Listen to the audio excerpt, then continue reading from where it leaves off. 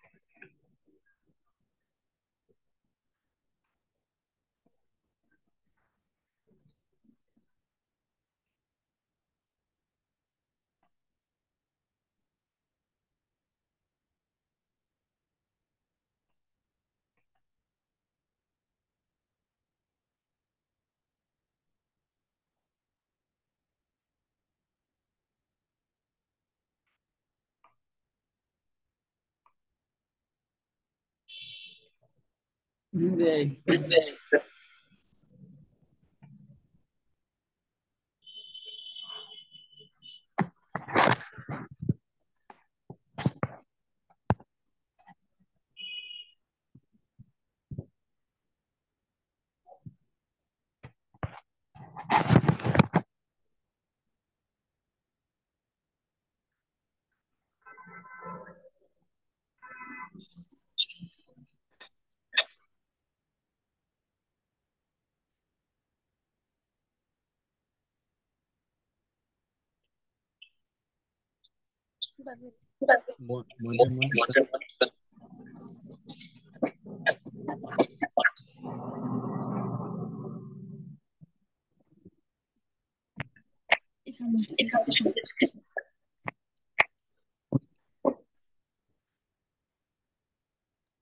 দুই বছরের আগে যেমন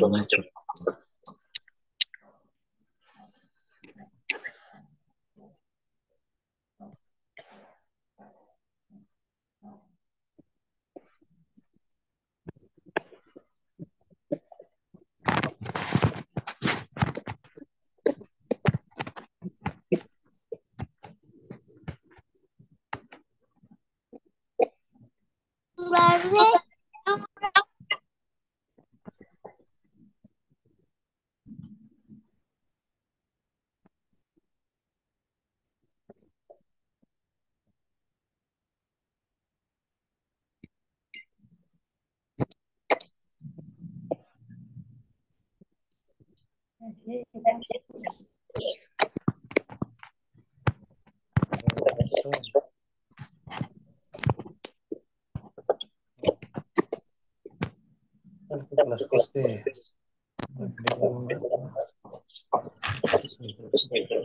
না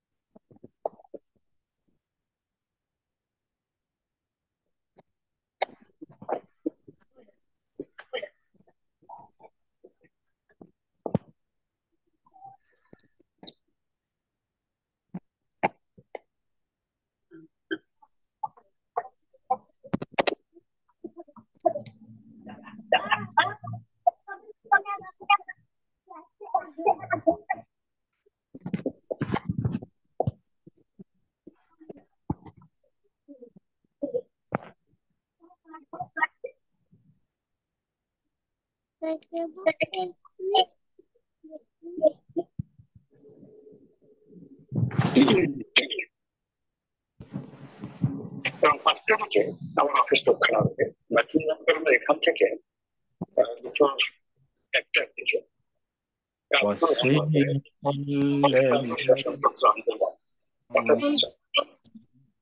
কোনো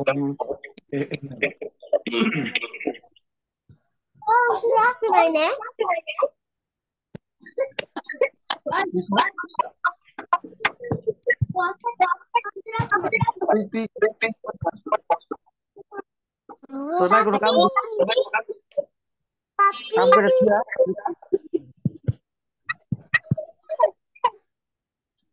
আরে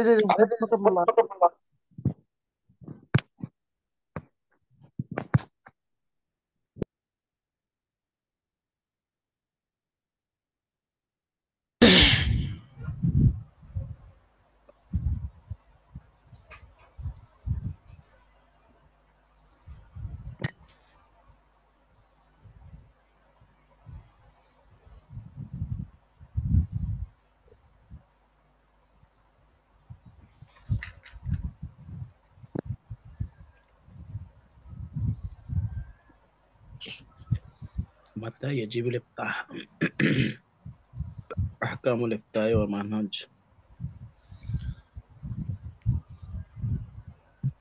السلام عليكم ورحمة الله وبركاته. وعليكم السلام ورحمة الله وبركاته। আপনারা ভালো আছেন সবাই? আলহামদুলিল্লাহ ওস্তাদ জি, আপনি কেমন আছেন? আলহামদুলিল্লাহ, আল্লাহ ভালো রেখেছেন, শুকরিয়া। শুকরিয়া, জাযাকাল্লাহ।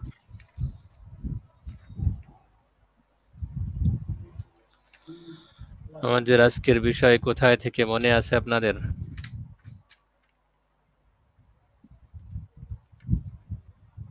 জি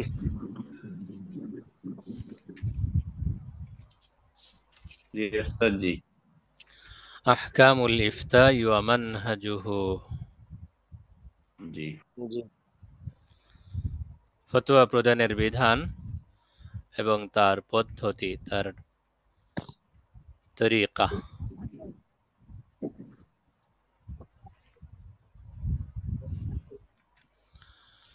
আমার কিতাবে 285 নম্বর পৃষ্ঠা।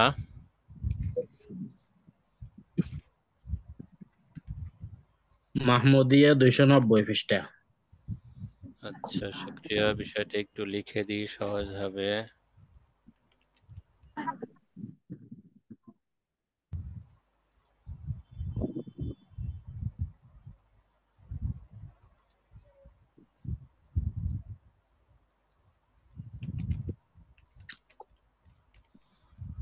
মাহমুদিয়া 290।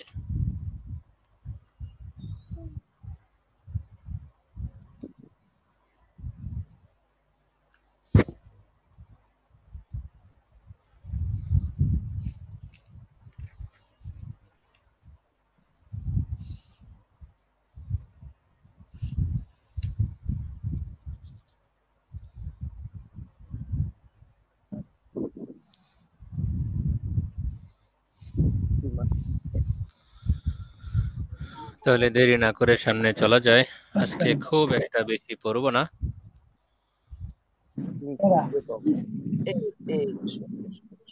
সামনের বিষয়গুলো আমাদের জন্য খুব বেশি গুরুত্বপূর্ণ।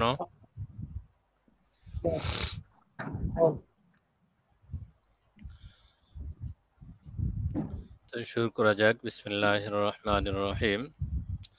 আহকামুল ইফতাই ওয়া মানহাজুহু, আই আহকামুল ইফতাই ওয়া মানহাজুল ইফতা, ফতোয়া প্রদানের বিধান এবং ফতোয়া দান পদ্ধতি। وبعد تمهيد بعض هذه القواعد نريد أن نبحث عن أحكام الفتوى। কতিপয় মূলনীতি সম্পর্কে সতর্কীকরণের পর আমরা ফতোয়ার বিধিবিধান বর্ণনার ইচ্ছা পোষণ করছি। বিমানা আন্নাহু মাতা ইয়াজিবু আলাল মুফতি আন ইয়াফতিয়া, অর্থাৎ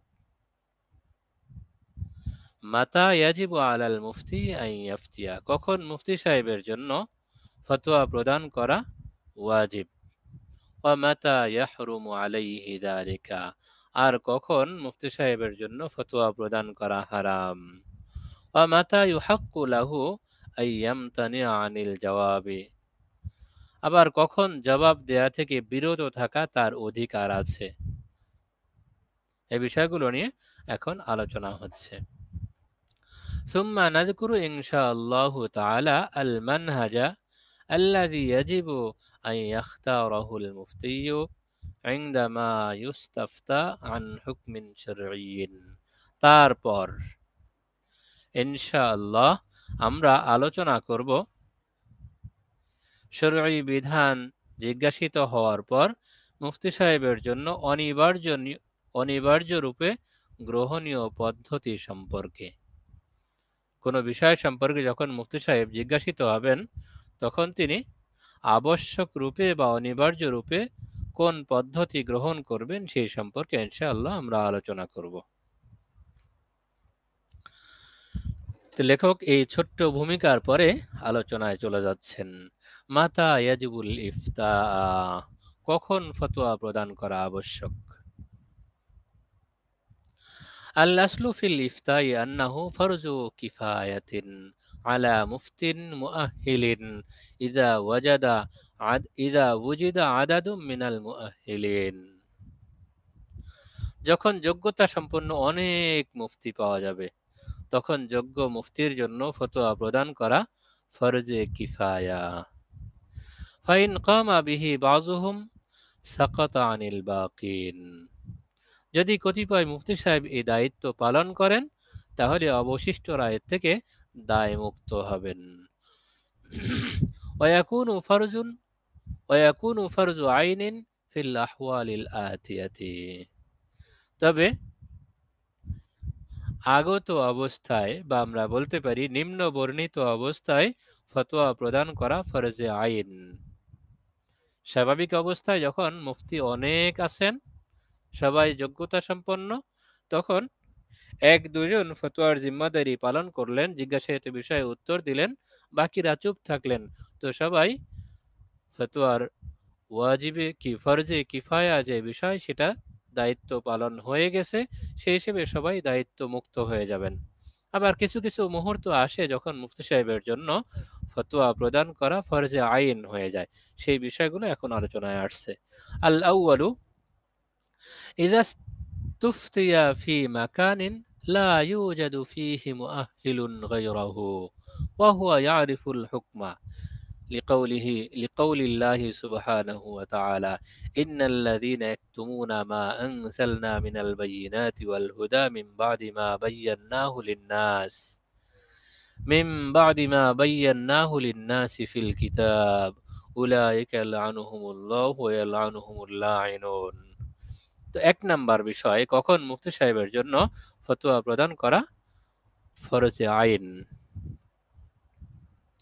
আল আউয়ালু ইযা ইসতুফতিয়া ফি মাকানিন, এক নাম্বার, এমন জায়গায় তাকে ফতোয়া জিজ্ঞাসা করা হয়েছে লা ইউজাদু ফীহি মুআহহিলুন গায়রাহু, তিনি ব্যতীত সেখানে ফতোয়া প্রদানের উপযুক্ত আর কোনো ব্যক্তি নেই। ওহুয়া ইয়ারিফুল হুকমা, আবার তিনি ওই হুকুম সম্পর্কে অবগত। মুফতি সাহেব যখন ওই হুকুম সম্পর্কেও অবগত, আবার অন্য কোনো যোগ্য ব্যক্তিও নেই, তখন মুফতি সাহেবের জন্য ওই প্রশ্নের উত্তর দেয়া, ফতোয়া প্রদান করা ফরজে আইন হয়ে যায়। লিকাউলিল্লাহি সুবহানাহু ওয়া তাআলা, আল্লাহ তাআলার এই কওলের কারণে, আল্লাহ তাআলার এই বাণীর কারণে। আয়াত আসছে যেমন আল্লাহ তাআলা ইরশাদ করেন, নিশ্চয়ই যারা গোপন করে আমি যেসব বিষয় বিস্তারিত তথ্য এবং হেদায়েতের কথা নাজিল করেছি মানুষের জন্য, কিতাবে বিস্তারিত বর্ণনা পাওয়ার পরও সেসব লোকের প্রতি আল্লাহ তাআলার অভিসম্পাত এবং অন্যান্য অভিসম্পাতকারীদেরও অভিসম্পাত। সূরা বাকারা 159। الثاني إذا استفتي والمستفتي في حاجة عاجلة يخاف عند عدم الإفتاء أن يقع في محظور। নাম্বার 2, যখন তাৎক্ষণিক প্রয়োজনের শিকার কোনো প্রশ্নকারীর পক্ষ থেকে ফতোয়ার আবেদন করা হয়, আবার এদিকে ফতোয়া প্রদান না করা হলে নিষিদ্ধ বস্তুতে নিপতিত হওয়ার আশঙ্কা আছে। কামান উস্তুফতিয়া ফি হুকমিন মিন আহকামিস সালাতি, যেমন কোন মুফতি সাহেবকে নামাজের কোনো বিধান সম্পর্কে জিজ্ঞাসা করা হলো। ওয়াল ওয়াক্তু দায়ীকুন লা ইউমকিনু লিল মুস্তাফতি আন ইয়াসআলা ফীহি গায়রাহু, এদিকে ওয়াক্ত একেবারে সংকীর্ণ, সে সময়ের মধ্যে জিজ্ঞাসাকারীর জন্য অন্য কোনো মুফতি সাহেবকে জিজ্ঞাসা করা সম্ভব নয়। অল মুফতি ইয়ারিফুল হুকমা, আবার মুফতি সাহেবও বিধান সম্পর্কে অবগত আছেন। ওয়াযালিকা লিমা তালাউনা মিনাল আয়াতিল কারীমা, এটারও কারণ আমরা পূর্বে যে আয়াত তিলাওয়াত করেছি সেই আয়াতই। আল্লাহ তাআলা যেখানে স্পষ্টভাবে উল্লেখ করেছেন, আমি যেই বিধান নাজিল করেছি সেটা জানার পরও যারা গোপন করে, তে বিষয় সম্পর্কে যেহেতু মুফতি সাহেবের জানা আছে, অতএব এটা গোপন করার সুযোগ নেই।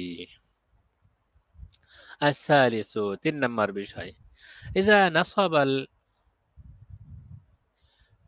ইযা নুসিবাল মারউল মুআহহিলু মুফতিয়ান মিন কিবালি উলিল আমরি, যখন উলুল আমর বা শাসকের পক্ষ থেকে কোনো যোগ্য ব্যক্তিকে মুফতি হিসেবে নিযুক্ত করা হবে, ফায়াজিবু আলাইহি আইনান আন ইয়াকুমা বিল ইফতাই, তখন তার জন্য ফতোয়া প্রদান করা ফরজে আইন হয়ে যাবে। ওয়াযালিকা লিকাউলিল্লাহি সুবহানাহু ওয়া তাআলা, এটা আল্লাহ রাব্বুল আলামিনের আয়াতের কারণে, আল্লাহ তাআলার কওল, তার উক্তি, ইয়া আইয়ুহাল্লাযীনা আমানু আতিউল্লাহ ওয়া আতিউর রাসূলা ওয়া উলিল আমরি মিনকুম, আল্লাহ তাআলা ইরশাদ করেছেন, হে ঈমানদারগণ, তোমরা আল্লাহর নির্দেশ মান্য করো তার রাসূলের, এবং তোমাদের মধ্যে যারা উলুল আমর বা শাসক রয়েছে তাদের। সূরাতুন নিসা 59 নম্বর আয়াত। قال النبي رحمه الله تعالى إفتاء المستفتين فرض كفاية, ইমাম নববী রহমতুল্লাহ আলাইহি বলেন, ফতোয়া জিজ্ঞাসাকারীদের ফতোয়া প্রদান করা ফরজে কিফায়া। ফাইন লাম ইয়াকুন হুনাকা মান ইয়াসলুহু ইল্লা ওয়াহিদুন তাআয়্যানা আলাইহি, তবে সেখানে কেবল একজন ব্যক্তি থাকলে তার উপর ফরজে আইন হয়ে যায়। ওয়াইন কানা জামাআতুন ইয়াসলুহুনা, আর যদি একদল যোগ্য মুফতি বিদ্যমান থাকে, ফাতালাবা যালিকা মিন আহাদিহিম ফামতানা, অতঃপর ফাতুলিবা যালিকা মিন আহাদিহিম ফামতানা, অতঃপর তাদের কোনো একজনের কাছ থেকে ফতোয়া জিজ্ঞাসা করা হয়েছে আর তিনি নিষেধ করেছেন, ফাহাল ইয়াসিমু, তাহলে কি সে গুনাহগার হবে? ذكروا وجهين في المفتي الظاهر جريانهما ফিল মুআল্লিমি। তো ফুকাহায়ে কেরাম এখানে মুফতি সাহেবের জন্য দুইটি সূরতের কথা উল্লেখ করেছেন, আর এটা স্পষ্ট যে সেটা মুআল্লিম বা শিক্ষকের আয-যাহিরু জিরিয়ানিহিমা ফিল মুআল্লিমি, আর স্পষ্ট বিষয় হলো সেটা মুআল্লিমের ক্ষেত্রে প্রযোজ্য হবে। ওহুমা কাল ওয়াজহাইনি ফি ইমতিনাই আহাদিস শুহুদি, সেই মত দুটো হলো যেমন সাক্ষীদের কেউ সাক্ষ্য প্রদান থেকে বিরত থাকার দুটি মত রয়েছে। আল্লাহ সাহু লা ইয়াসিমু, এর মধ্যে সর্বাধিক সঠিক অভিমত হলো তিনি গুনাহগার হবেন না। যখন যোগ্য মুফতি একাধিক বিদ্যমান থাকবে তখন সেই একাধিক বিদ্যমান মুফতি থাকার কারণে একজন ফতোয়া দেয়া থেকে বিরত থাকলে গুনাহগার হবে না।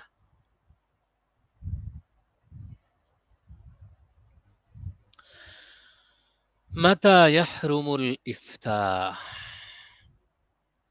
কখন ফতোয়া প্রদান করা নিষিদ্ধ বা হারাম। قد ذكرنا فيما سبق شروط المفتي وأنه لا يجوز الإقدام على الإفتاء إلا لمن استجمع هذه الشروط وصار مؤهلا لذلك। আমরা ইতিপূর্বে মুফতির শর্তাবলী বর্ণনা করে এসেছি। وأنه لا يجوز الإقدام على الإفتاء إلا لمن استجمع هذه الشروط وصار مؤهلا لذلك। ফতোয়া প্রদানের পদক্ষেপ কেবল তার জন্যই বৈধ যার মধ্যে এসব শর্তের সমন্বয় ঘটেছে, আর এ কারণে তিনি যোগ্য ব্যক্তি বলে গণ্য হয়েছেন। ثم إن المفتي المؤهل أيضا لا يجوز له الإفتاء في الأحوال الآتية। অতঃপর যোগ্য মুফতির জন্যও নিম্নে বর্ণিত অবস্থায় ফতোয়া প্রদান করা বৈধ নয়। সামনে কয়েকটি অবস্থা বর্ণিত হবে যে মুফতি সাহেব যদিও বাস্তবিক অর্থেই যোগ্য, তারপরও এই কয়েকটি ক্ষেত্রে কয়েকটি অবস্থায় তার জন্য ফতোয়া প্রদান করা জায়েজ নয়। আল আউয়ালু ইযা কানা আল মুফতিয়্যু আহলান লিল ইফতাই বিওয়াজহিন আমিন। এক নাম্বার, যখন মুফতি সাহেব সার্বিকভাবে ফতোয়া প্রদানের যোগ্য, ওয়ালাকিন্নাহু লা ইয়ারিফু হুকমাল মাসআলাতিল মাসউলু আনহা বিখুসুসিহা, কিন্তু বিশেষত জিজ্ঞাসিত মাসালার হুকুম সম্পর্কে তিনি অনবগত। ওয়ালা ইয়াতামাক্কানু মিন ইসতিমবাতিহি, আবার তিনি মাসালা ইস্তিমবাত করতেও সক্ষম নন। ওয়াশতাবাহাত আলাইহিল আদিল্লাতু ওয়ালাম ইয়াতামাক্কান মিনাত তারজিহি, অথবা তার নিকট দলিল সমূহ সন্দেহপূর্ণ বলে মনে হয়েছে আর তিনি কোনো একটিকে প্রাধান্য দিতে পারছেন না। وذلك لقول الرسول الكريم صلى الله عليه وسلم القضاة ثلاثة। আর এই যে প্রথম অবস্থা যাচ্ছে, মুফতি সাহেব সার্বিকভাবে ফতোয়া প্রদানের উপযুক্ত যোগ্য মানুষ, কিন্তু যেই বিষয়ে তাকে প্রশ্ন করা হয়েছে তিনি সেই বিষয়ের উপস্থিত বলতে পারছেন না, এই বিষয়টা সম্পর্কে উপস্থিত তার জানা নেই, অথবা জানা আছে কিন্তু সন্দেহপূর্ণ লাগছে। এরকম কিছু মুহূর্তে তার জন্য ফতোয়া প্রদান করা জায়েজ নয়। এর কারণ রাসূল সাল্লাল্লাহু আলাইহি ওয়াসাল্লামের হাদিস, তিনি বলেন আল কুযাতু সালাসাতুন, বিচারক তিন প্রকার। আহাদুন ফিল জান্নাহ, প্রথম প্রকার জান্নাতি, ওয়াসনানি ফিন নার, আর দ্বিতীয় দুই প্রকার জাহান্নামী।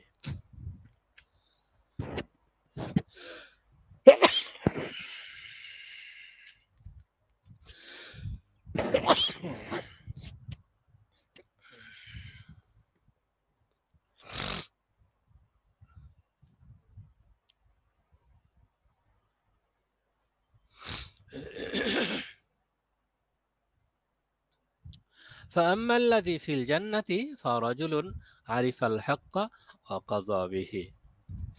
এখন এই যে বিচারক, রাসূল সাল্লাল্লাহু আলাইহি সাল্লামের হাদিসে বিচারক তিনজন, প্রথম জন জান্নাতি আর দ্বিতীয় দুজন জাহান্নামী, এদের বিবরণ দেয়া হচ্ছে। ফাআম্মাল্লাযী ফিল জান্নাতি ফারাজুলুন আরিফাল হাক্কা ওয়া কাযা বিহি।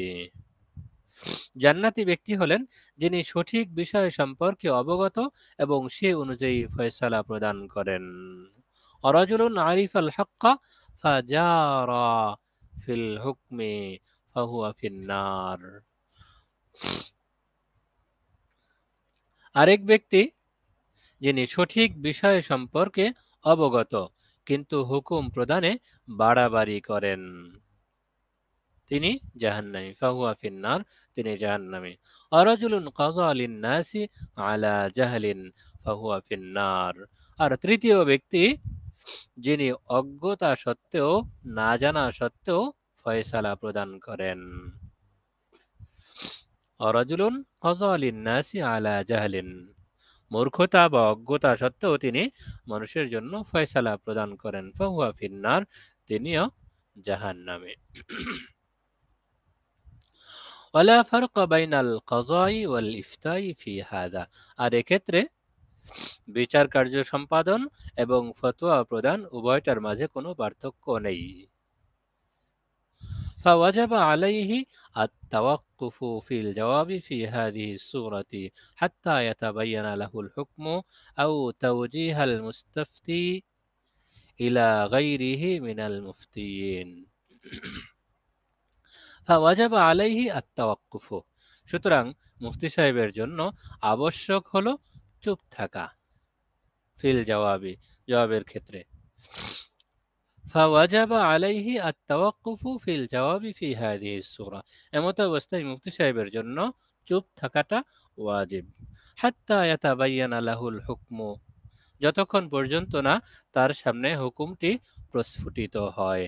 আও তাওজিহাল মুস্তাফতি ইলা গায়রিহি মিনাল মুফতিয়িন, অথবা ফতোয়া প্রার্থী ব্যক্তিকে অন্য মুফতি সাহেবের দিকে প্রেরণ করা।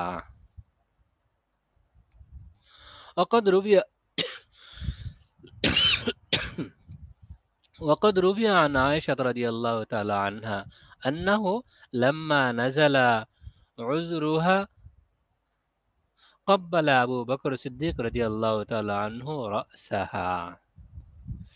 হযরত আয়েশা সিদ্দিকা রাদিয়াল্লাহু তাআলা আনহা থেকে বর্ণিত আছে, যখন তার ক্ষমা সংক্রান্ত আয়াত অবতীর্ণ হয় তখন হযরত আবু বকর সিদ্দিক রাদিয়াল্লাহু তাআলা আনহু তার মাথায় চুমু খেলেন।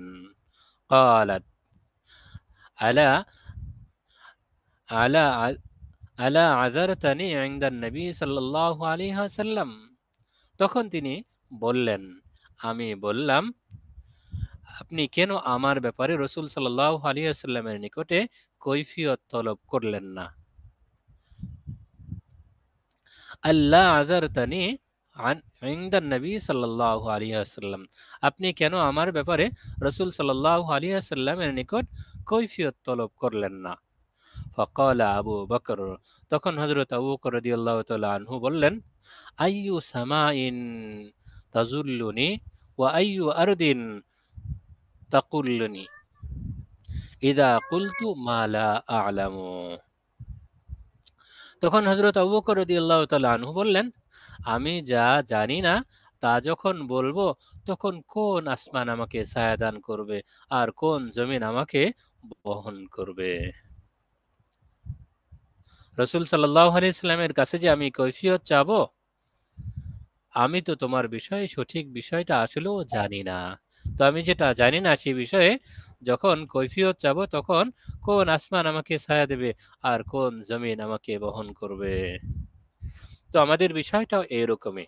যখন আমরা কোনো বিষয় সম্পর্কে স্পষ্টভাবে না জানবো, আমাদের কাছে কোনো বিষয়ে প্রশ্ন করা হলে তখন আমরা সেই সম্পর্কে কিভাবে মুখ খুলব।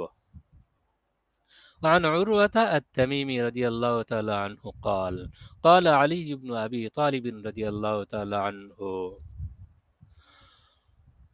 উরওয়া তামিমি রাদিয়াল্লাহু তাআলা আনহু থেকে বর্ণিত আছে, তিনি বলেন, قال علي بن أبي طالب رضي الله تعالى عنه, আলী ইবনে আবি তালিব রাদিয়াল্লাহু তাআলা আনহু বলেছেন, ওয়া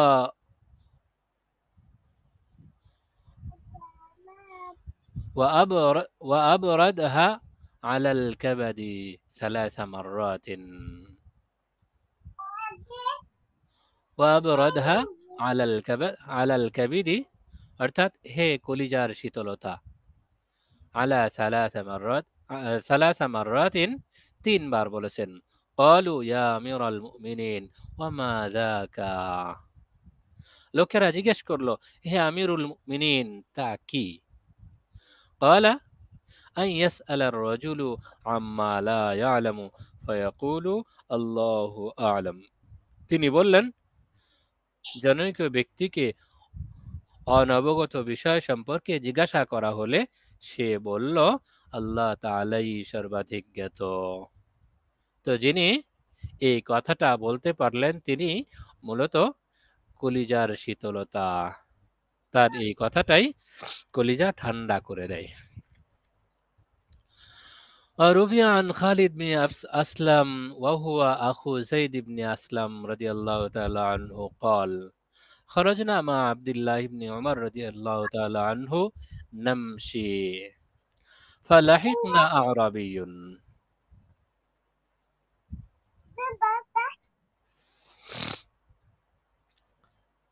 وروي عن خالد بن أسلم وهو أخو زيد بن أسلم رضي الله تعالى عنه قال, হযরত খালিদ বিন আসলাম রাদিয়াল্লাহু তাআলা আনহু থেকে বর্ণিত আছে, তিনি যায়েদ বিন আসলামের ভাই। তিনি বলেন, খরজনা মা আব্দুল্লাহ ইবনে উমর রাদিয়াল্লাহু তাআলা আনহু নামশি, তিনি বলেন আমরা আব্দুল্লাহ ইবনে উমর রাদিয়াল্লাহু তাআলা আনহুর সঙ্গে বের হয়ে চলছিলাম। ফালাহিকনা আরাবিয়ুন, আমাদের সঙ্গে জনৈক গ্রাম্য লোক এসে মিলিত হলো। ফাকালা আনতা আব্দুল্লাহ ইবনে উমর, তিনি বললেন, আপনি কি আব্দুল্লাহ ইবনে উমর? قال নাম, তিনি বললেন হ্যাঁ। قال سألت عنك فدللت عليك فأخبرني أترث العامة, তিনি বললেন, আমি আপনার ব্যাপারে জিজ্ঞাসা করলে আমাকে আপনার সন্ধান দেওয়া হয়েছে। সাআলতু আনকা ফাদুলিলতু আলাইকা, আপনার সম্পর্কে আমি যখন লোকজনকে জিজ্ঞাসা করেছি তখন আপনার সন্ধান দেয়া হয়েছে আমাকে। ফাআখবিরনি আতারিতুল আম্মা, সুতরাং আপনি আমাকে বলুন, আপনি আমাকে অবগত করুন, ফুফু কি মিরাস পায়? ফাকাল ইবনু উমর লা আদরি, তখন হযরত ইবনে উমর রাদিয়াল্লাহু তাআলা আনহু বললেন, আমি জানি না। ক্বালা আনতা লা তাদরি ওয়ালা নাদরি, তো সেই গ্রাম্য লোকটি বলল, আপনি জানেন না আর আমরাও জানি না। ক্বালা নাম ইযহাব ইলাল উলামাই বিল মাদিনাতি ফাসআলহুম, হযরত আব্দুল্লাহ ইবনে উমর রাদিয়াল্লাহু তাআলা আনহু বললেন,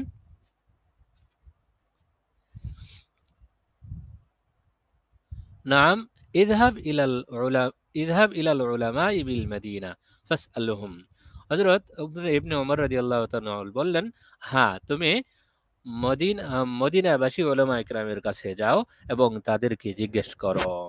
ফালাম্মা আদবারা কাব্বালা ইবনু উমর ইয়াদাইহি, অতঃপর সে যখন চলে গেল, প্রস্থান করলো, তখন ইবনে উমর রাদিয়াল্লাহু তাআলা আনহু নিজের 2 হাতে চুমু খেলেন। ফাকাল, অতঃপর বললেন, নি'ম্মা ক্বালা আবু আব্দুর রহমান সুইলা আম্মা লা ইয়াদরি ফাকালা লা আদরি,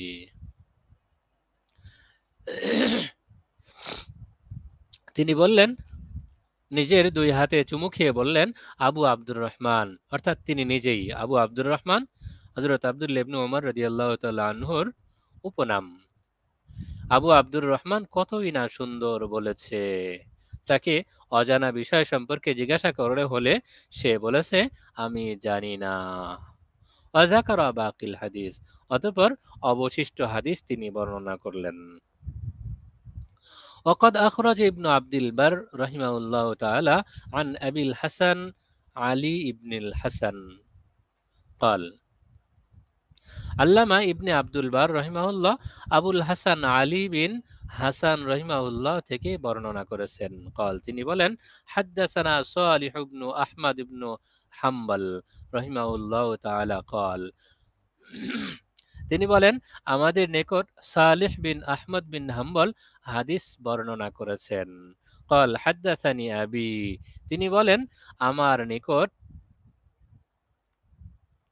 আমার পিতা হাদিস বর্ণনা করেছেন। قال حدثني محمد بن إدريس الشافعي রহিমাহুল্লাহ তাআলা, তিনি বলেন আমার নিকট মুহাম্মদ বিন ইদ্রিস শাফিঈ রহমাতুল্লাহি আলাইহি হাদিস বর্ণনা করেছেন। قال سمعت مالك بن أنس يقول, তিনি বলেন আমি মালিক ইবনে আনাস রাদিয়াল্লাহু তাআলা আনহুকে বলতে শুনেছি।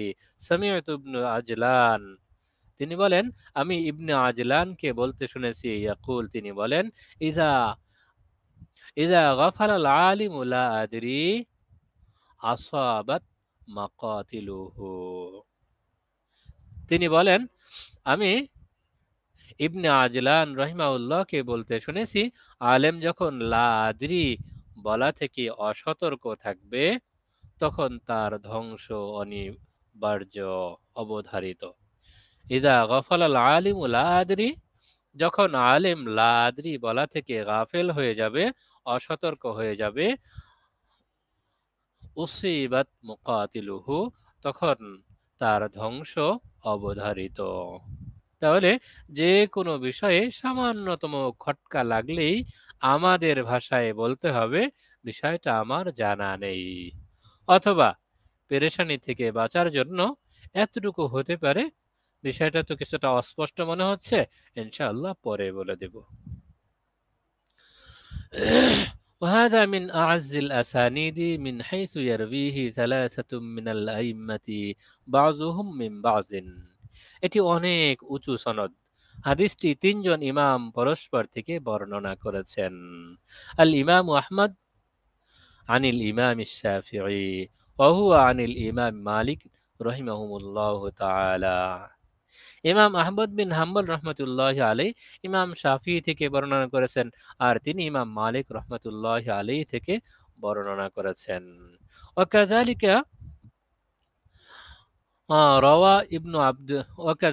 روى ابن عبد البر رحمه الله تعالى بسنده إلى عقبة ابن مسلم,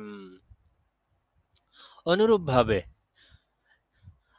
আল্লামা ইবনে আব্দুল বার রহিমাহুল্লাহ নিজ সনদ থেকে উকবা বিন মুসলিম রহিমাহুল্লাহ পর্যন্ত বর্ণনা করেছেন। قال, তিনি বলেন সহিবতু ইবনে উমর 34 শাহরা, তিনি বলেন আমি ইবনে উমর রাদিয়াল্লাহু তাআলা আনহুর খিদমতে 34 মাস ছিলাম।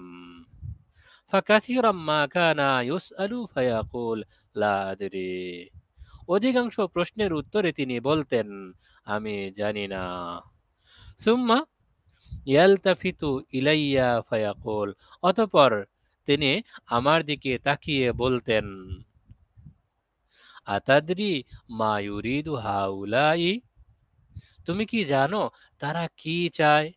ইউরিদুনা আন ইয়াজআলু যুহুরানা জিসরান লাহুম ইলা জাহান্নাম, তারা আমাদের পিঠকে তাদের জন্য জাহান্নামের পুল বানাতে চায়। ইউরিদুনা আন ইয়াজআলু যুহুরানা জিসরান লাহুম ইলা জাহান্নাম, তারা আমাদের পিঠকে তাদের জন্য জাহান্নামের পুল বানাতে চায়, জাহান্নামের ব্রিজ বানাতে চায়, অর্থাৎ আমাদেরকে ব্যবহার করে তারা অপকর্ম করবে আর জাহান্নামে যাব আমরা। وعن الأثرم تلميذ الإمام أحمد بن حنبل رحمه الله تعالى قال سمعت أحمد بن حنبل رحمه الله تعالى يكثر أن يقول لا أدري, ইমাম আহমদ বিন হাম্বল রহমতুল্লাহ আলাইহির শাগির্দ আসরাম রহিমাহুল্লাহ থেকে বর্ণিত আছে, তিনি বলেন, আমি আহমদ বিন হাম্বল রহমতুল্লাহ আলাইকে বলতে শুনেছি, আমি জানি না। আমি আহমদ বিন হাম্বলকে অনেকবার বলতে শুনেছি বা বারবার বলতে শুনেছি, আমি জানি না। ওয়ানিল হাইসাম ইবনে জামিল قال, হাইসাম বিন জামিল রহিমাউল্লাহ থেকে বর্ণিত আছে, তিনি বলেন, শাহিদতু মালিকান সুইলা আন 48 মাসআলাতান ফাকালা ফি 32 মাসআলাতান লা আদরি।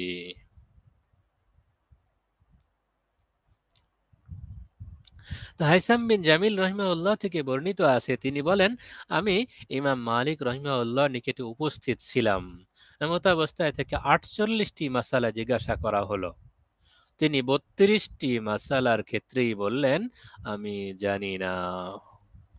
وربما كان يسأل عن 50 مسألة فلا يجيب في واحد منها। কখনো কখনো তাকে 50টি মাসালা জিজ্ঞাসা করা হতো, তিনি তার একটিরও জবাব দিতেন না। ওয়াকানা ইয়াকুল, তিনি বলতেন, মান আজাবা ফি মাসালাতিন, যে ব্যক্তি কোনো মাসালার জবাব দেয়, ফায়ামবাগি ক্বাবলাল জওয়াবি আন ইয়ারিজা নাফসাহু আলাল জান্নাতি ওয়ান নার।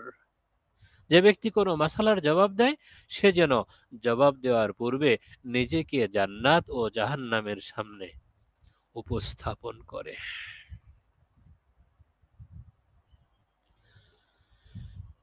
এই মাসালার জবাব দিলে আমি জান্নাতে যাব নাকি জাহান্নামে যাব, নিজেকে যেন এভাবে উপস্থাপন করে, আমি এই প্রশ্নের উত্তর দিয়ে জান্নাতে যাব নাকি জাহান্নামে যাব।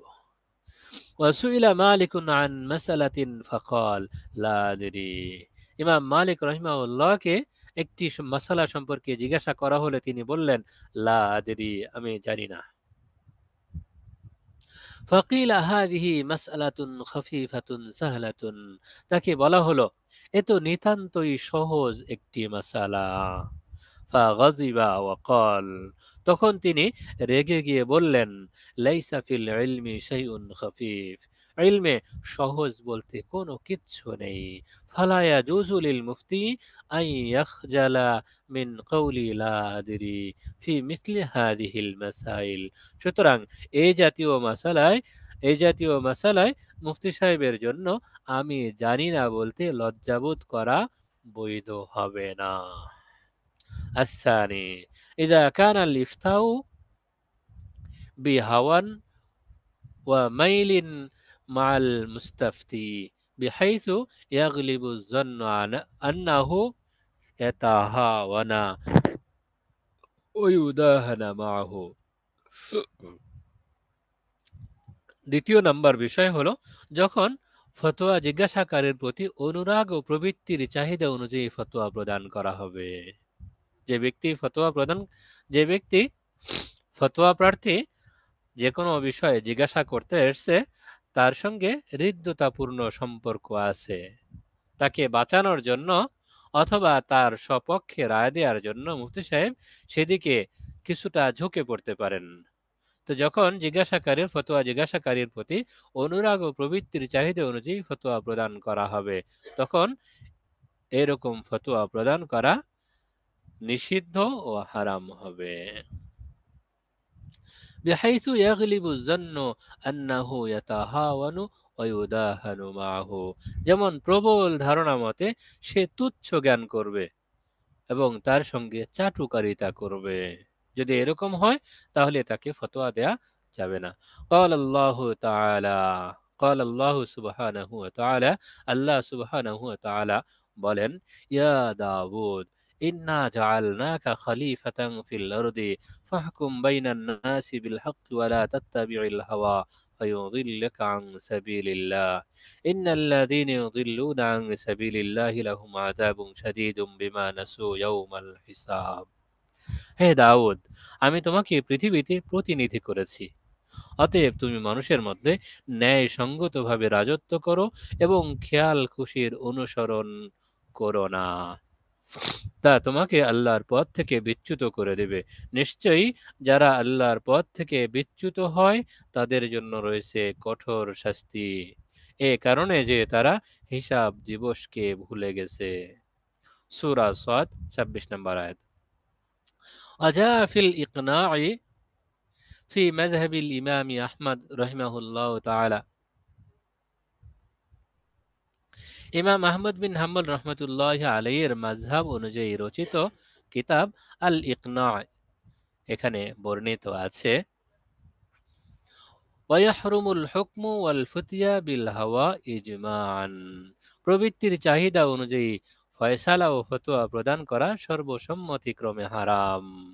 ওয়ালইয়াহযারিল মুফতিয়্যু আন ইয়ামিলা ফি ফুতয়াহু মা'আল মুস্তাফতি আও মা খাসমিহি, মুফতি সাহেব তার ফতোয়ার আবেদনকারী বা তার প্রতিপক্ষের প্রতি ঝুঁকে পড়া থেকে যেন বিরত থাকেন।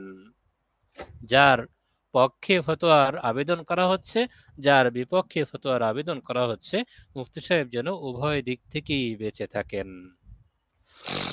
আস-সালিসু, ফতোয়া প্রদান হারাম বা নিষিদ্ধ হওয়ার তৃতীয় বিষয়, ইযা কানাল মুফতিয়্যু ফি হালাতিন তামনাউহু আন আদাই ওয়াজিবিহি ফিল ফতওয়া মিনাত তাআম্মুলি ওয়ান নাজরিস সহিহি।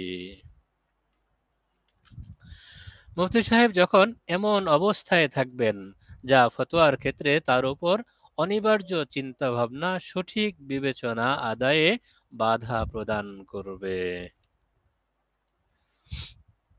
والدليل على ذلك حديث أبي بكرة رضي الله تعالى عنه قال قال رسول الله صلى الله عليه وسلم لا يقضينا حكم بين اثنين وهو غضبان। রাসূল সাল্লাল্লাহু আলাইহি ওয়াসাল্লামের হাদিস, তিনি বলেন, রাসূল সাল্লাল্লাহু আলাইহি ওয়াসাল্লাম ইরশাদ করেছেন, রাগান্বিত অবস্থায় কোনো বিষয়ে দুজনের মধ্যে ফয়সালা করবে না।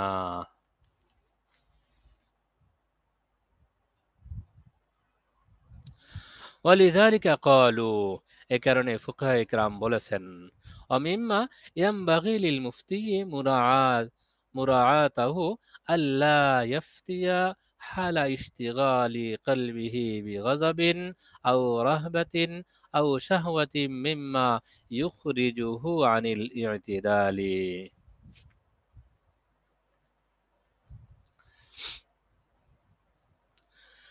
তো ফুকাহায়ে কেরাম বা মুজতাহিদিন কেরাম উল্লেখ করেছেন, মুফতি সাহেবের জন্য বিবেচনার বিষয় হলো তিনি রাগ, আতঙ্ক, কামভাব ইত্যাদির বশবর্তী হয়ে ফতোয়া প্রদান করবেন না, যা তাকে স্বাভাবিক অবস্থা থেকে বের করে দেয়। ওয়াকাযালিকা শিদ্দাতুল হুজনি ওয়া শিদ্দাতুল ফারহি ওয়া নাহবুহু, এমনিভাবে কঠিন চিন্তা এবং অধিক আনন্দ ইত্যাদিও ফতোয়া প্রদান থেকে বিরত থাকার কারণ। ফাইন গালাবা ইনফিআলুহু আলা সিহহাতি তাফকিরিহি ওয়াজাবা আলাইহি আন ইয়াকুফা আনিল ইফতাই ইলা আন ইয়াউদা ইলা তাবিআতিহি। সুতরাং সঠিক চিন্তাধারার উপর আবেগ প্রবল হলে স্বাভাবিক অবস্থা ফিরে আসা পর্যন্ত ফতোয়া প্রদান থেকে বিরত থাকা আবশ্যক। وكذلك إن كان به نعاس أو جوع أو مرض شديد أو حر مزعج أو برد مؤلم أو مدافعة الأخبثين বা আখবাসাইনি, অনুরূপ তিনি যখন তন্দ্রাগ্রস্ত হবেন, তীব্র ক্ষুধা, কঠিন রোগাক্রান্ত, অসহ্য গরম, কষ্টসাধ্য শীত অথবা পেশাব পায়খানার প্রবল বেগগ্রস্ত হবেন, তখন ফতোয়া প্রদান থেকে বিরত থাকবেন। এই বিষয়গুলো এমন যে সময় আসলেও নিজের স্বাভাবিক অবস্থায় থাকা যায় না, যার কারণে একটা প্রশ্ন করা হয় আর একটা উত্তর দেওয়া হয়। প্রশ্নকর্তার চাহিদা একরকম কিন্তু উত্তরটা ভিন্ন রকম হয়ে যায়। এজন্য এই সমস্ত অবস্থায় ফতোয়া প্রদান থেকে বিরত থাকা আবশ্যক। আল ইমতিনাউ আনিল ফতোয়া, এটা একটু লম্বা আলোচনা আছে, ইনশাআল্লাহ আমরা আগামীকাল করব। তো আজকে এ পর্যন্তই। সবক সম্পর্কে যদি কারো কোথাও অস্পষ্টতা থাকে একটু মেহেরবানি করে জানাবেন।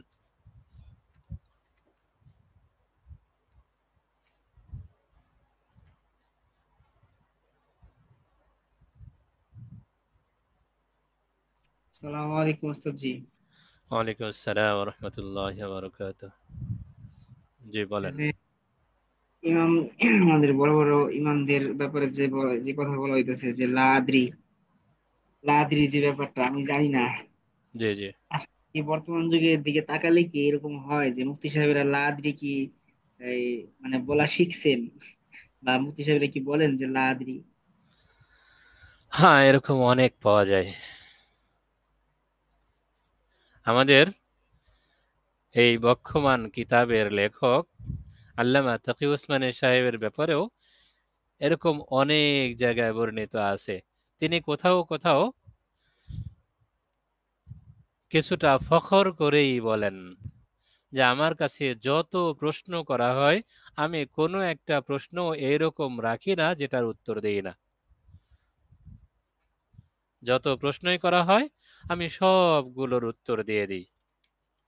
পরে শেষে এসে তিনি ব্যাখ্যা করেন, অর্থাৎ যদি আমার কাছে কোনো বিষয় অস্পষ্ট থাকে তখন আমি সেখানে স্পষ্ট বলে দিই এই বিষয়টা আমি জানি না। সরাসরি তাকে কোনো বিষয়ে প্রশ্ন করা হলে তিনি এখনো বিভিন্ন মজলিসে স্পষ্ট বলেন এই বিষয়টি আমি জানি না। এরকম আমাদের বড়দের সম্পর্কে স্পষ্ট বিবরণী আছে। কিন্তু আমরা যারা তুলনামূলক অনেক অনেক ছোট, গণনায় কোনোভাবেই আসি না, আমাদের সামনে যখন কোনো প্রশ্ন আসে তখন আমরা প্রশ্ন করার আগেই উত্তর দিয়ে দিই। এটাই হলো আমাদের বড় সংকট।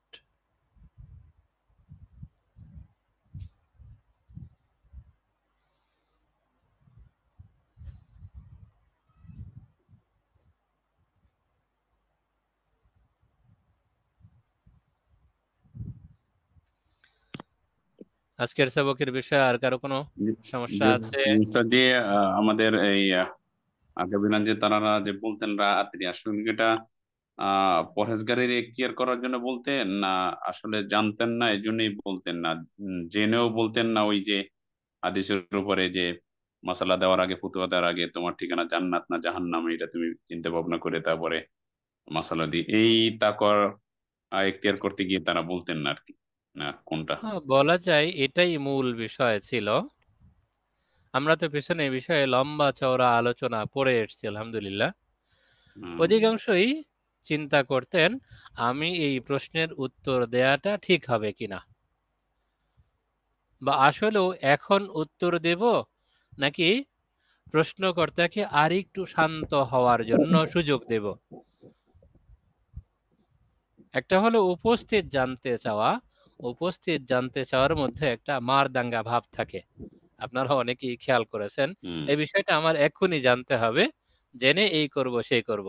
কিন্তু ওই একই বিষয়ে যখন তাকে একটু ধীর সুস্থে বলা হয় তখন উপস্থিত প্রশ্ন করার সাথে সাথে তার ভিতরে যে একটা অবস্থা ছিল সেটা কেটে যায়, শান্ত হওয়ার সুযোগ দিতেন। আবার আরেকটি বিষয় তো স্বাভাবিকভাবেই সামনে আসে, আমাদের আকাবিরিন হজরত এদিকেই বেশি লক্ষ্য করতেন যে এই প্রশ্নের উত্তর আমি দেয়াটা ভালো হবে নাকি অন্য কেউ দিলে বেশি ভালো হবে। আমাকেই সকল প্রশ্নের উত্তর দিতে হবে এমনটা তো জরুরি নয়। আমি কিছু বিষয় এমন রাখি যা আমি উত্তর না দিয়ে অন্যদের দিকে পাঠিয়ে দিই। আর তাকওয়ার বিষয়টা তো সর্বপ্রথম। এই প্রশ্নের উত্তর দিলে আমি জান্নাতে যাব নাকি জাহান্নামে যাব, এখানে আমার অবস্থান আসলেও কোন দিকে? শুকরান ওস্তাদ জি। আরেকটি বিষয়, পূর্বে একটা মসজিদ ছিল, বর্তমানে সেখানে মুসল্লিদের সংকলন না হওয়ার কারণে ভিন্ন জায়গায় আরেকটা মসজিদ করার জন্য মুসল্লিরা উদ্বুদ্ধ হচ্ছে। সেক্ষেত্রে পূর্বের যে মসজিদ ছিল সেই মসজিদের জায়গাটা কি করা যাইতে পারে, সাধারণভাবে কি ব্যবহার করা যাইতে পারে বা কোনো বিক্রি করা যাইতে পারে, এরকম বিষয়ে জানালে উপকৃত হইতাম। কোনো জায়গায় যখন একবার শরঈ মসজিদ প্রতিষ্ঠিত হয়ে যায়, অর্থাৎ জি জায়গাটা ওয়াকফ করে সেখানে কমপক্ষে একবার আজান দিয়ে নামাজ আদায় হয়েছে। জি যদি এরকম ভাবে কোনো জায়গা একবার মসজিদ হিসেবে প্রতিষ্ঠিত হয়ে যায়, তো কিয়ামত পর্যন্ত সেইটি মসজিদ হিসেবেই বহাল থাকবে। এই জায়গা ক্রয় বিক্রয় করা যাবে না, ভিন্ন কোনো কাজেও ব্যবহার করা যাবে না। যদি মসজিদে স্থান সংকুলান না হয়, তাহলে আশপাশ থেকে কোনো জায়গা কিনে মসজিদের সঙ্গে সংযোজন করে নেবে। যদি শুধু নিচতলা দিয়ে কাজ না হয়, বহুতল ভবন করে নেবে। বর্তমান তো বিষয়গুলো তুলনামূলক সহজ হয়ে গেছে। কিন্তু এই জি মসজিদকে পরিত্যক্ত ঘোষণা করে ভিন্ন জায়গায় নতুন মসজিদ হিসেবে জায়গা নিয়ে সেখানে মসজিদ করে আবাদ করা হবে আর এটাকে ফেলে রাখা হবে, এর অনুমতি শরীয়ত দেয় না। শুকরান জাযাকাল্লাহ সাহেব। আচ্ছা, বারাকাল্লাহ। ওস্তাদ জি, ওস্তাদ জি, মসজিদের জায়গায় আপনার যদি কবরস্থান তৈরি করে তাহলে কি এটা হবে? মসজিদের জায়গা কবরস্থান, কবরস্থানের জায়গা মসজিদ, মসজিদের জায়গা মাদ্রাসা, মাদ্রাসার জায়গায় ভিন্ন কিছু ওয়াকফকারী যেই বিষয়ে যেই উদ্দেশ্যে ওয়াকফ করেছেন তার ওয়াকফের ক্ষেত্রে সেই বিষয়টা খেয়াল করা জরুরি। এক্ষেত্রে আপনারা পড়েছেন শরতুল ওয়াকিফি কানাসি শারিঈ, ওয়াকফকারীর বিবরণ শরীয়তের নসের মতো। শরীয়ত যেমন কোনো বিষয়ে স্পষ্ট বিবরণ দেয়, সেটার উপর আমল করা যেমন আবশ্যক, তেমন ওয়াকফকারী যেই উদ্দেশ্যে জায়গাটা ওয়াকফ করেছে সেই উদ্দেশ্যেই ওই কাজটা করা চাই। ওই জায়গাটা ভিন্ন উদ্দেশ্যে ব্যবহার করার সুযোগ নেই। ওয়াকফ যদি না করে স্থানটা নামাজ কিন্তু ওয়াকফ করা হয় নাই, তাহলে কি কবরস্থান করা যাবে? হ্যাঁ, যদি জায়গাটা ওয়াকফ করা না হয়, এখানে আপনার প্রশ্নের আরেকটা অংশ আসতে পারে। সেটা হলো আপনার হয়তো বা উদ্দেশ্য মৌখিকভাবে বলেছে, ঠিক আছে এখানে নামাজ কালাম পড়েন, মসজিদের জন্য দিয়ে দিলাম, কিন্তু কাগজ কলমে ওয়াকফ করেনি। ওয়াকফ করার জন্য মৌখিকভাবে বলাই যথেষ্ট, আমি এটা মসজিদের জন্য দিয়ে দিলাম, আপনারা নামাজ পড়েন। কাগজে কলমে ওয়াকফ করা হয় মূলত পরবর্তীতে ওয়ারিসদের কেউ এখান থেকে পল্টি নিতে না পারে, বলতে না পারে আমার বাবা অথবা আমার দাদা এটা ওয়াকফ করে দেননি, জায়গাটা আমাদের, এটা মিরাস, এরকম দাবি করতে না পারে। এজন্য সরকারিভাবে কাগজ কলম তৈরি করা জরুরি হয়ে পড়ে। এছাড়া মৌখিকভাবে ওয়াকফ করলে এটা ওয়াকফ হয়ে যায়। শুকরিয়া জাযাকাল্লাহ। ওস্তাদ জি, আচ্ছা, শুকরিয়া। আর ওস্তাদ একটি জি, একটা প্রশ্ন প্রশ্ন এসছে। টেক্সটে আসছে। হ্যাঁ, সেটাই বলছি। একজন প্রশ্ন করেছেন, বিয়েতে মেয়ের বাড়িতে অনুষ্ঠান, মেয়ের বাবাকে জোরপূর্বক খাবারের মেনু নির্ধারণ করে দেওয়া এবং এই বিষয়ে যদি একটু আলোচনা করতেন। আসলে বিয়েতে আমরা যতটুকু কিতাবে পাই, হাদিসে পাই, সেটা হলো লা ইয়াহিল্লু মালু ইমরিইন মুসলিমিন ইল্লা বিতিবি নাফসিম মিনহু। অপর মুসলমানের, অপর মানুষের মাল সম্পদ ভক্ষণ করা কোনোভাবেই হালাল নয়, তবে তিনি যদি আন্তরিক সন্তুষ্টি চিত্তে কারো জন্য হালাল করে দেন তাহলেই সেটা হালাল হতে পারে। বিয়ের ক্ষেত্রে ওলিমার কথা হাদিসে পাওয়া যায়, আর ওলিমা হয়ে থাকে স্বাভাবিকত যিনি বিয়ে করেন, বিয়ের বর, তার পক্ষ থেকে। সেটা স্বাভাবিকভাবেই বিয়ের পরদিন হয়ে থাকে। বিয়ের দিন স্বাভাবিকত বিয়ের ঝামেলা থাকে, বিয়ের পরদিন ওলিমা হয়, এটা সুন্নাত। কিন্তু আমাদের দেশের প্রচলন অনুযায়ী বিয়ের দিন অথবা বিয়ের পরদিন অথবা তার পরের দিন অথবা সপ্তাহের মধ্যে বা যে কোনো সময় যে অনুষ্ঠান করা হয় মেয়ের বাবার বাড়িতে, খরচ যাবতীয় মেয়ের বাবার, এটা সরাসরিভাবেই নাজায়েজের কথা স্বাভাবিকভাবেই বলা হয়। মেয়ের বাবার প্রতি এটা জুলুম হয়ে থাকে।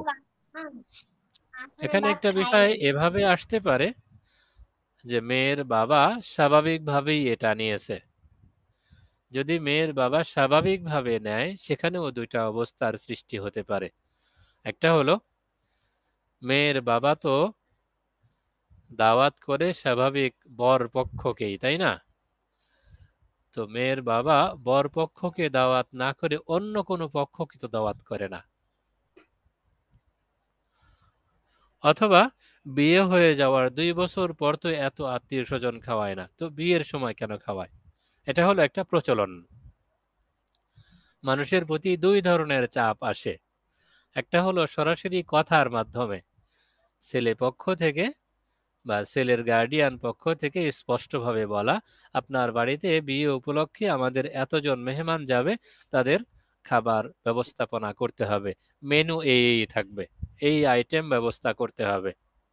আরেকটা হলো সামাজিক চাপ। যৌতুকের বিষয়টা ঠিক এরকম। যেমন যৌতুক স্পষ্টভাবে চেয়ে নিলে যেমন হারাম হয়, সামাজিকভাবে প্রচলন আছে, না দিলে মেয়ের বাবার প্রতি সামাজিক একটা চাপ আসবে। মেয়ে বিয়ে দিল, কিন্তু বিয়েতে মেয়েকে কিছুই দিল না। এই সামাজিক চাপ এবং সরাসরি আবেদন উভয়টাই হারাম। একান্ত যদি একেবারেই সিম্পল হয়ে থাকে, যেটাকে বলা যায় সামান্য কয়েকজন মানুষ গেছে, হতে পারে মেহমানদারির জন্য 5-7 জন মানুষ গেল, এটা সহনীয় পর্যায়ের, স্বাভাবিক, মেয়ের বাবাও এটাকে চাপ মনে করে না, সমাজও এটাকে অতিরঞ্জন মনে করে না। যদি এইরকম হয় তাহলে মেহমানদারির সুবাদে এটাকে জায়েজ বলার সুযোগ আছে। কিন্তু আপনার বাড়িতে 50 জন মানুষ যাবে, 100 জন যাবে। আমাদের চট্টগ্রামের অঞ্চলে, ওখানে আমার কিছুদিন থাকার সুযোগ হয়েছে দাওরায়ে হাদিস পড়ার সুবাদে, তো ওখানে দেখেছি সেখানকার প্রচলনটা আরো জটিল। এলাকার মধ্যে প্রভাব ফেলার জন্য অমুকের বিয়েতে 2000 মেহমানদারি হয়েছে, অমুকের বিয়েতে 5000 লোকজনের মেহমানদারি হয়েছে। এত আত্মীয় স্বজন তো থাকে না, তো গ্রামবাসীকে দাওয়াত দেয়। গ্রামবাসীকে দাওয়াত দিয়ে এত লোকজন হয় না, তো মাদ্রাসার ছাত্র শিক্ষক যারা আছে তাদেরকে গাড়িতে করে করে নিয়ে যায়। এটা যদি নিজের টাকায় নিজের মেহমানদারি হয় তাহলে তো আলহামদুলিল্লাহ, খুব ভালো কথা। কিন্তু নিজের টাকায় না করে যদি মেয়ের বাবার টাকায় করা হয়, তাহলে এটা নাজায়েজ হবে, জায়েজ হওয়ার সুযোগ দেখা যায় না। তো ঠিক আছে, শুক্রিয়া, আজকে এ পর্যন্তই শেষ করা যায়। জি, জাযাকাল্লাহ। সবাই ভালো থাকবেন। সুবহানাল্লাহ ওয়া বিহামদিহি, সুবহানাকাল্লাহুম্মা ওয়া বিহামদিকা, আশহাদু আল্লা ইলাহা ইল্লা আনতা, আস্তাগফিরুকা ওয়া আতুবু ইলাইক। আসসালামু আলাইকুম ওয়া রাহমাতুল্লাহি ওয়া বারাকাতুহু।